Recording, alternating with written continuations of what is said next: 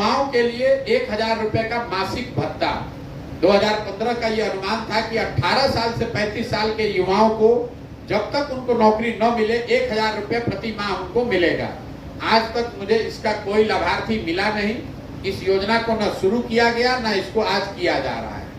दूसरी योजना थी स्टूडेंट क्रेडिट कार्ड की, जिसके तहत 2015 में अनुमान किया गया था कि करीब 1.25 करोड़ बच्चों को बिहार में 12वीं के बाद पढ़ाई के लिए सरकार बैंकों के जरिए मदद करे, ताकि किसी भी परिवार को आर्थिक परिस्थिति की वजह से अपने बच्चों को पढ़ाई छोड़ने के लिए विवश न करना पड़े। सरकारी आंकड़ा जो बता रहा है बिहार सरकार का, पिछले 9 वर्ष में 10 लाख से भी कम बच्चों को इसका फायदा मिला। धीरे धीरे इस योजना को भी ठंडे बस्ते में डाल दिया गया है।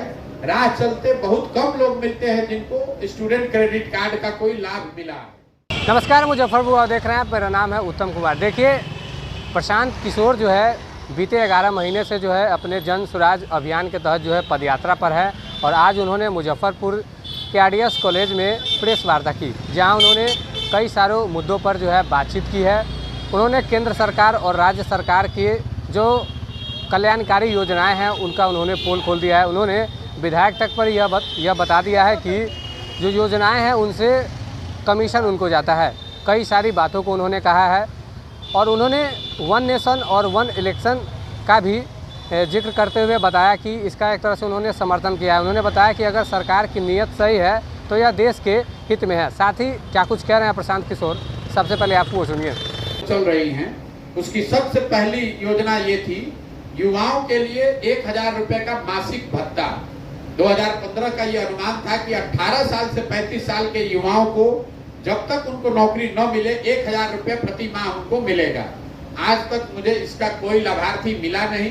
इस योजना को न शुरू किया गया न इसको आज किया जा रहा है। दूसरी योजना थी स्टूडेंट क्रेडिट कार्ड की, जिसके तहत 2015 में अनुमान किया गया था कि करीब 1.25 करोड़ बच्चों को बिहार में 12वीं के बाद पढ़ाई के लिए सरकार बैंकों के जरिए मदद करे, ताकि किसी भी परिवार को आर्थिक परिस्थिति की वजह से अपने बच्चों को पढ़ाई छोड़ने के लिए विवश न करना पड़े।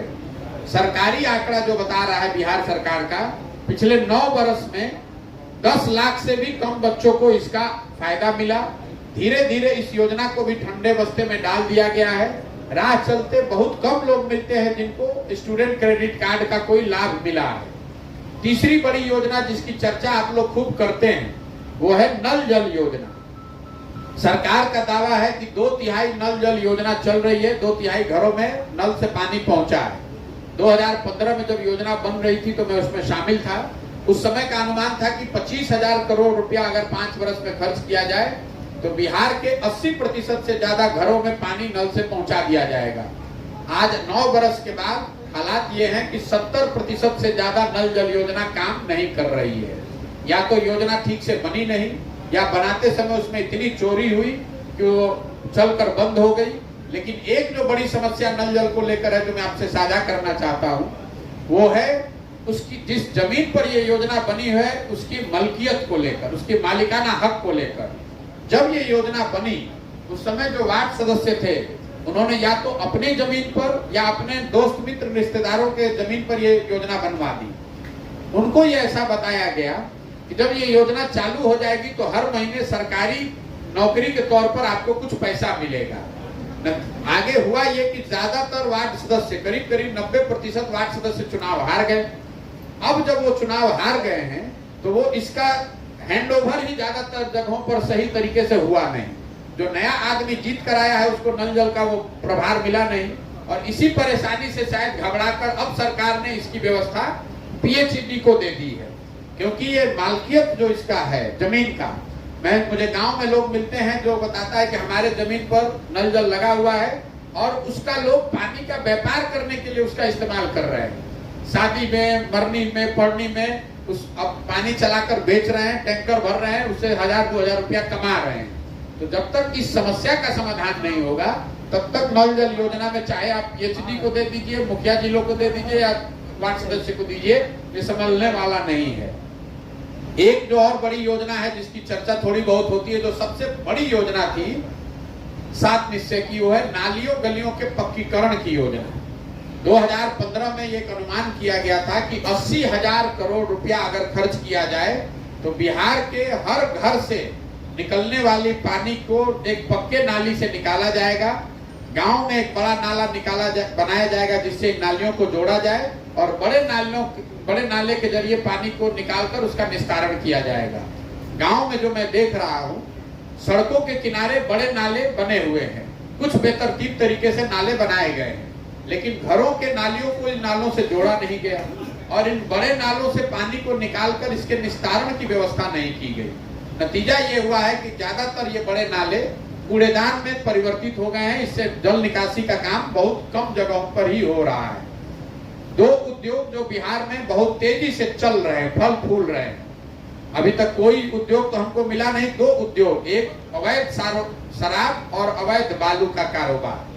गांव में आज रोजगार का सबसे सहज और सटीक उपाय यही है कि आप अवैध शराब के कारोबार से जुड़ जाइए या बालू का जो अवैध कारोबार हो रहा है उसमें चलिए।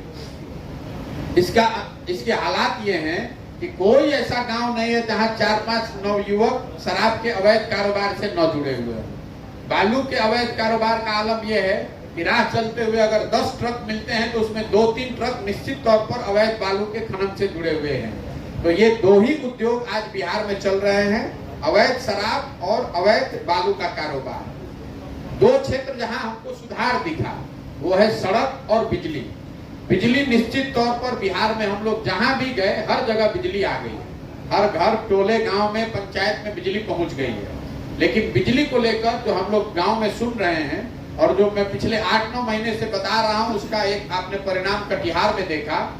समाज में लोगों को ऐसा लग रहा है कि उनका बिजली का बिल बहुत ज्यादा और गलत आ रहा है। इसकी वजह से हर गांव में लोग हम लोगों को बिल दिखाते हैं, 5,000 का, 8,000 का, 50,000 का, 1-1 लाख तक का बिल लोगों ने दिखाया है।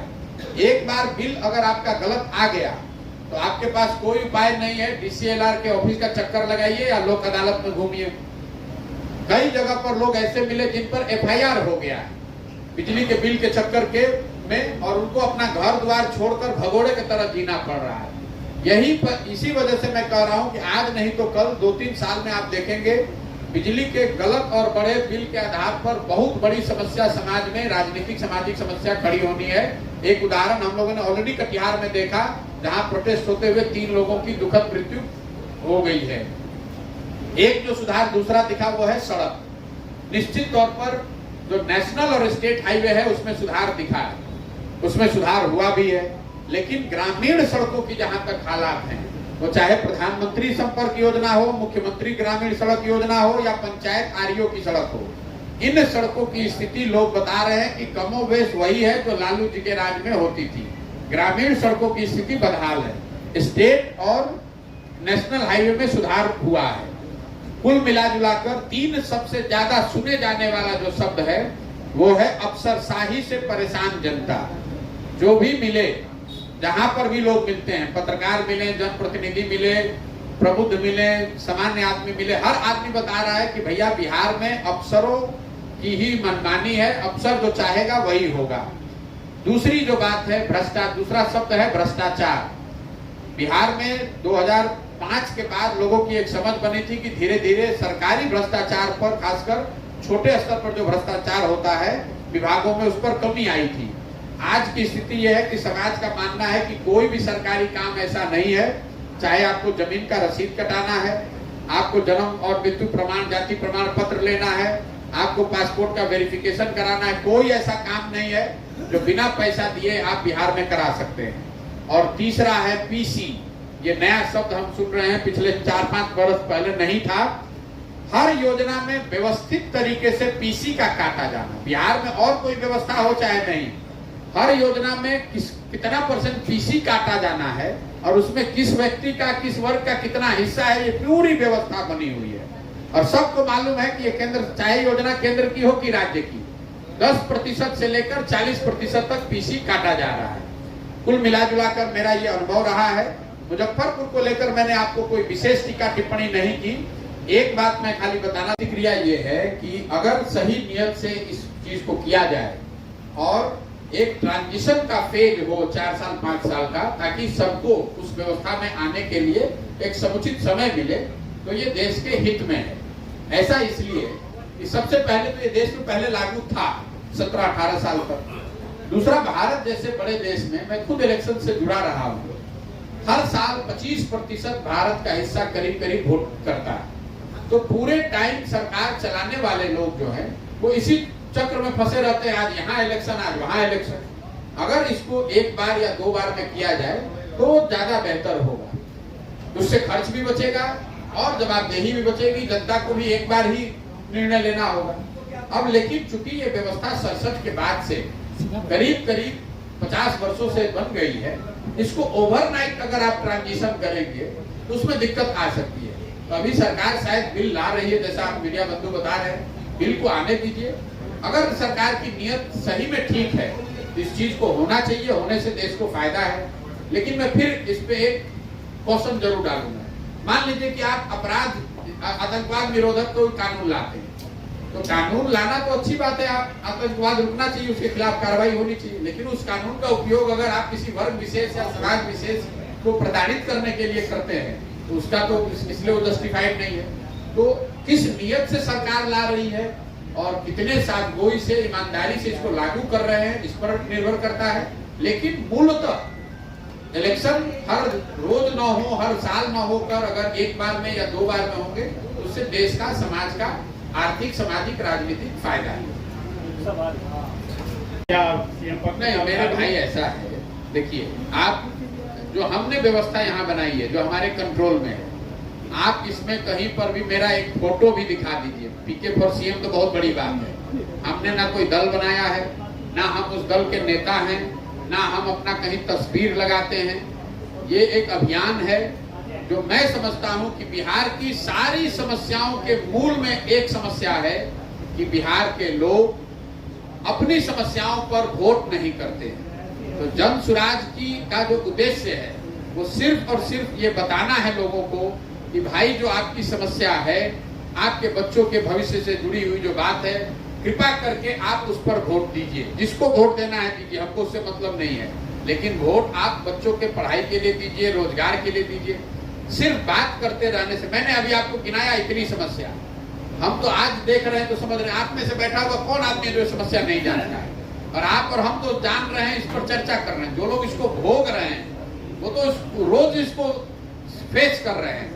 लेकिन वही व्यक्ति जब वोट करने जाता है तो इन समस्याओं के बारे में भूल जाता है और वो वोट करता है जाति के नाम पर, धर्म के नाम पर, मोदी जी का चेहरा देखकर, लालू जी के डर से भाजपा को, भाजपा के डर से लालू जी को। वो कभी अपने बच्चों के लिए वोट नहीं करता है। और यही बिहार की सबसे बड़ी समस्या है मेरी समझ से। और इसीलिए मैं ये प्रयास कर रहा हूँ कि गांव-गांव जाऊं, लोगों को समझाऊं, और लोग अगर समझेंगे तो नई व्यवस्था बनेगी। लोग नहीं समझेंगे तो इसको कोई सुधार नहीं सकता है। आप चाहे जिसको जिताइए, जिसको हराइए, चाहे जितनी मेहनत कीजिए, जब तक लोग अपने अधिकारों के प्रति, अपने बच्चों के भविष्य के प्रति सजग नहीं होंगे, तब तक बिहार को कोई नहीं सुधार सकता है। आपने सुना कि उन्होंने क्या कुछ बताया है। उन्होंने 1 नेशन 1 इलेक्शन को लेकर भी कहा है कि अगर यह सरकार की नीयत अगर इसको लेकर ठीक है तो यह देश के हित में होगा। कहीं ना कहीं हर साल जो है 25% लोग जो हैं मतदान में ही बिजी रहते हैं। अगर इस तरह का होता है तो यह देश के हित में होगा। बने रहिए आप हमारे साथ, देखते रहिए मुजफ्फरपुर।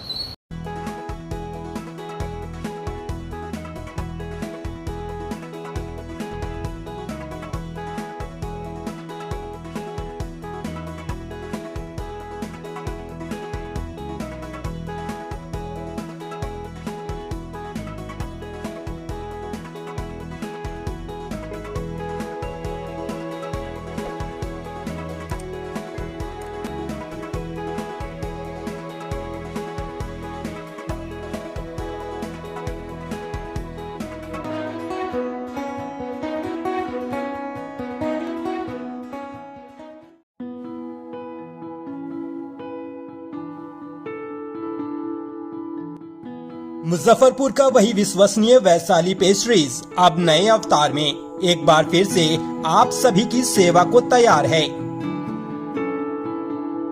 यहाँ मिलेगा आपको मिठाई, cake, snacks, pastry, birthday items की विशाल रेंज। हमारा पता है दाऊदी मार्केट, मोती झील, मुजफ्फरपुर।